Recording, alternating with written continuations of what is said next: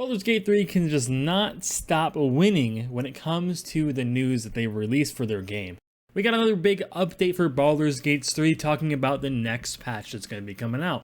Patch 2 is around the corner and it features major changes and improvements, many new tweaks and changes, and begins our journey in incorporating feedback into the origin character epilogues among other major things. We will go into minor, well, I guess some of these will be major spoilers about the game, so if you're not ready, they're going to be going over some endings for some characters, or at least one character, in Act 3. And along with that, later details that they announced, we have Community Update 24, looking into the future.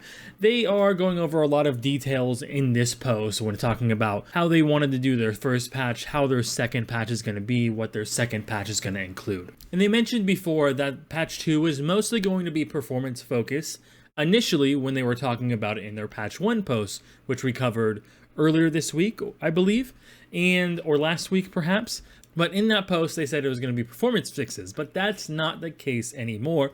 There's actually a lot more being added into patch 2 that's much more than performance fixes. They've been taking in a lot of feedback about what players have been saying about the game, especially when it comes to the later acts, things that are considered cut content, and stuff like that. And they go over the reason why things were cut from the game and why certain issues exist. When it comes to performance, one of the issues that they had happening in Act 3, they talked about because of the scope of Act 3 and how big they wanted to make it, that's why the performance is not really as good as it was in Act 1 and Act 2, because they wanted to make it even bigger than what it is right now. There was supposed to be a whole upper city in Baldur's Gate 3, or the Act 3 of Baldur's Gate, and it was supposed to be a lot more content in there, but because they were already struggling with a little bit of performance issues there at the moment, they didn't want to add in that upper city and then have there to be even more problems in Act 3, so they kind of let everything be solved and did all of the quests that were available in just that lower part of the city. Does that mean that we will never see the upper city of Baldur's Gate 3 or Baldur's Gate the city? I think we will eventually see it. It's something that they've already created. It's already something that exists. I think it's only a matter of time before it's actually in the game, especially with Larian Studios often does things like definitive editions, which add in a lot of extra content. They did talk about a lot of bugs that existed in Act 3 and that they addressed a lot of those in Patch 1 or have created some kind of workaround inside there that would make it not bug out. But in Patch 2, there's going to be even more major issues solved. If any really large issues happens, they're going to have, of course, hotfixes before Patch 2 comes out. They did also say that some of the stuff that has been data mined from the game is not always going to be content that's going to be added. Some things they have came up with ideas, they push them along, they liked them, but when looking back and in investigating or deciding whether or not these were going to be actual main staples of the games and if it actually felt or flowed well, if it didn't, they actually may never end up back in the game, even though it can be data mined and found in the game files. So when we go into talk about like the actual cut content that's in the game, what they consider cut content, some of them are just bugs. For example, Minthara's reactivity. There's been reports that there's a lot of things that she just doesn't react to and things that she should react to, or having things that are just not working. And a lot of those are going to be addressed in a fix very soon, so technically that cut content is actually just content that's not properly being delivered right now. The second and the biggest one, in my opinion, out of this whole post and everything that they've talked about is the epilogue that with certain characters that they're going to be adding in stuff and changing certain things and giving us more options. And the big one that they kind of talked about is that they are going to add a new additional ending for Karlach. Now, if you don't know about the endings for Karlach, this is going to be a very big spoiler for her storyline. Early in Act 2, you find out that Karlach is actually going to eventually explode if she doesn't go back to Avernus. By the time you get towards the end of Act 3 and the end of her storyline, you have a couple of choices that you can actually make with Karlach. And those choices are the following. You can force her to go back to Avernus. She can just die and explode. Or you can turn her into a mind flayer, which she's still Karlach, but she loses her soul. So eventually, at some point, she's probably not going to be Karlach, but she doesn't actually die. None of these endings sound particularly good, right? Like, all of them, are negative in some way, right? Going to Avernus, well, now she's more than likely back in Zariel's army, or is going to be hunted by Zariel to be put back into the army. if she dies, she's just dead. She becomes a mind flare. There's a lot of downsides to that, and eventually, really, she's not even Karlach anymore because she's not, the hot, big, burly tiefling anymore.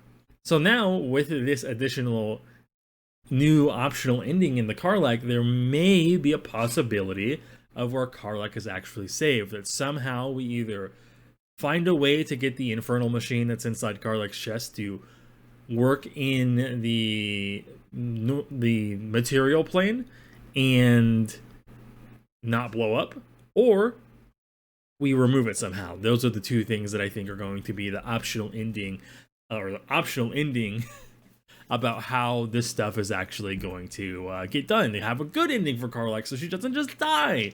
Because Karlach is probably my favorite character in the game.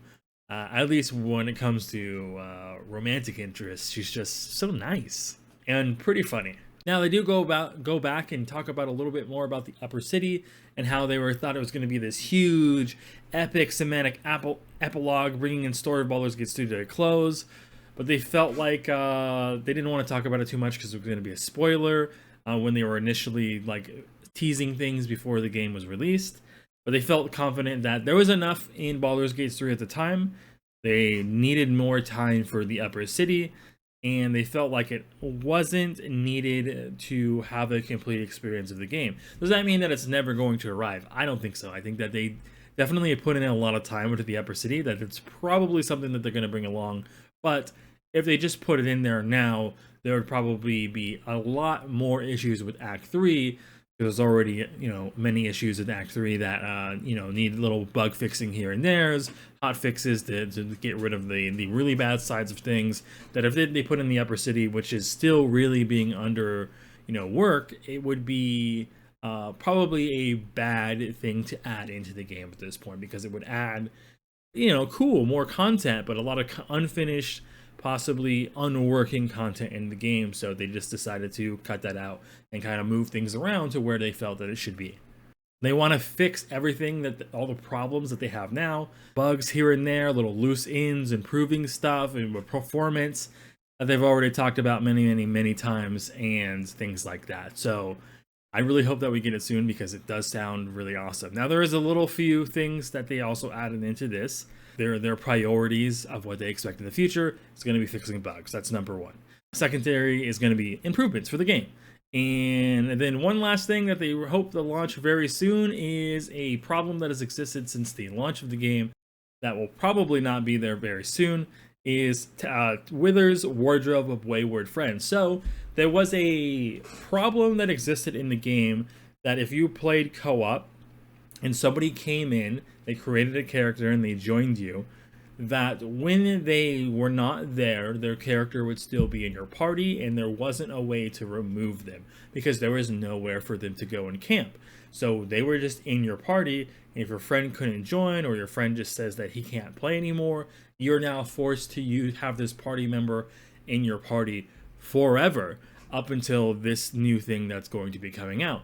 So you could not take them out and put in Karlach or Lae'zel or Will or Gale or Asterion. You just had to have this another Tav or custom character. So now you're able to grab them and put them away if you want to keep continuing to play on that save and they're not going to come back, or they're just going to miss a few sessions and you're playing with multiple people. You can put them away temporarily and bring them back, which I thought is really cool, because it was, kind of a bad thing to have these party members be stuck, especially when they harped on having drop in and out gameplay to be so important for them.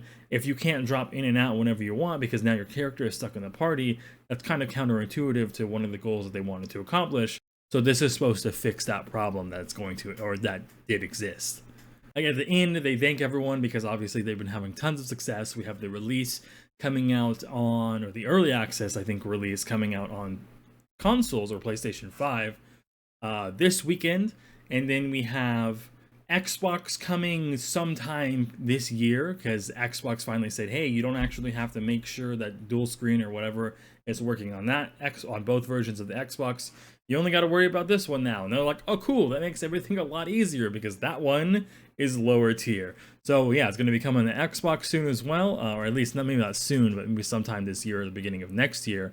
which is going to be great. That means all console players will have it, and it won't just be restricted to PlayStation. They will have to wait longer than PlayStation, longer than PlayStation, unfortunately for them.